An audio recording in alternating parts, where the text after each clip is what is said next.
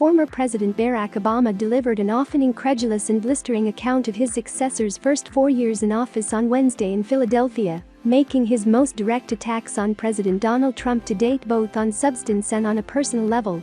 The event is Obama's first stump speech for his former vice president, a welcome sight to Democrats who see the former president as Joe Biden's most potent character witness and a key factor in encouraging black men, Latinos and younger voters to turn out and vote. Obama's speech represented his most direct attacks on Trump to date, with the former Democratic leader leveling both substantive critiques, like questioning Trump's tax policy and handling of the coronavirus pandemic, and personal barbs, jabbing at shrinking ratings for the president's speeches in town halls. The former president wasted no time lacing into Trump, opening the remarks by mocking him for telling an audience in Erie, Pennsylvania, on Tuesday night that he wouldn't have visited the area if not for the coronavirus hurting his political fortunes. The remarks drilled down on years of Democratic concerns about the president, with Obama arguing Trump's presidency has not only changed the way other countries view the United States, but remade the way Americans feel about politics. I never thought Donald Trump would embrace my vision or continue my policies, but I did hope for the sake of the country that he might show some interest in taking the job seriously, Obama said. But it hasn't happened. He hasn't showed any interest in doing the work or helping anybody but himself and his friends. The former president directly attacked Trump's handling of the coronavirus, the issue that is dominating the 2020 campaign. He noted that Trump recently said that there is not much he would change about the U.S. response to the pandemic that has killed over 220,000 people in the United States. Really? Obama asked. Not much? Nothing you can think of that could have helped some people keep their loved ones alive? As Obama spoke at the drive-in rally, standing against the backdrop of Lincoln Financial Field, people sounded air horns and car horns in approval throughout his speech. People stood at a distance, waving flags and banners against the setting sun. This is not a reality show, this is reality, Obama added, taking particular aim at Trump on the coronavirus crisis. 4 years ago, you'd be tailgating here instead of watching a speech from your car. Obama's remarks will undoubtedly anger Trump, who has continued to attack his predecessor, even after almost 4 years removed from his last day in office. After Obama suggested Trump uses the presidency to boost his own profile, he added, even then, his TV ratings are down. So you know that upsets him. And when he noted that Trump inherited a booming economy from him, Obama added, but just like everything else he inherited, he messed it up.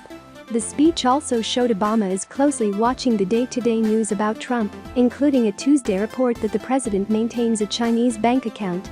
How is that possible? A secret Chinese bank account, Obama asked. Then he reflected on the way that conservative media and Trump treated him during his time in office. Listen, can you imagine if I had had a secret Chinese bank account when I was running for re-election? Obama asked. You think Fox News might have been a little concerned about that? They would have called me Beijing Barry.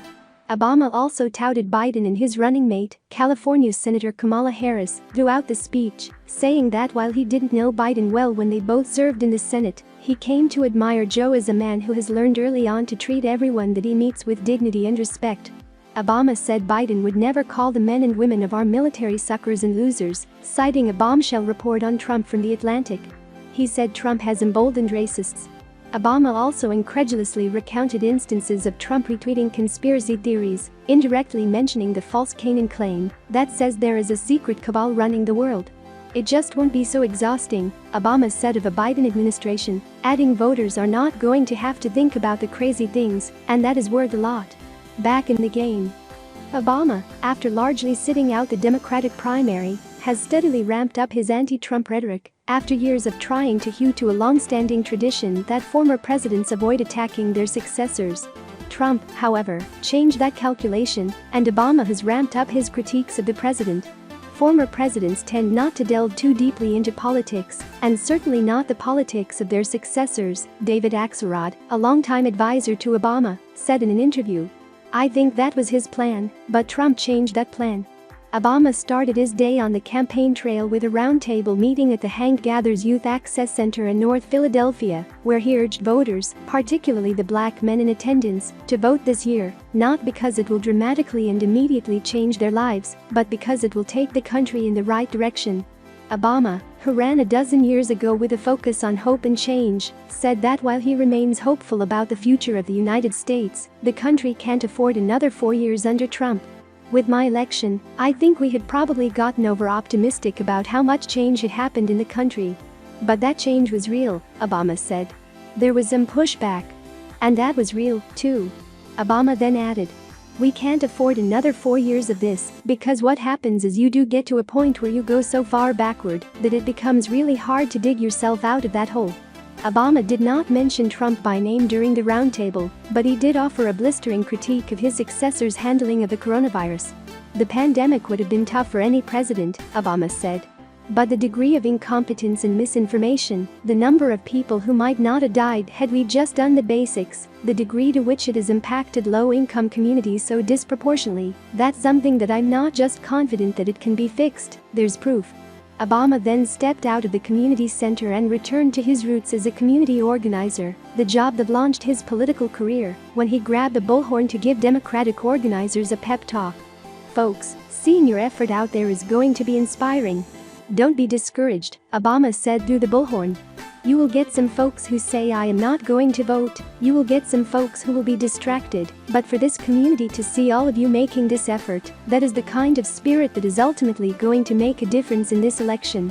As much as Obama's appearance was a cathartic release for Democrats, he also offered a dose of tough medicine for them and warned against complacency. "We've got to turn out like never before.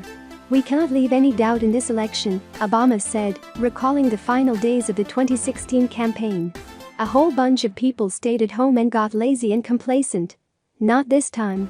Not in this election." Throughout his evening address, muffled sounds of protests could be heard in the distance. Trump supporters gathered outside the grounds of the sports complex, where the Phillies, Flyers and Eagles play. "We cannot afford 4 more years of this, Philadelphia," Obama said. "We can vote for change.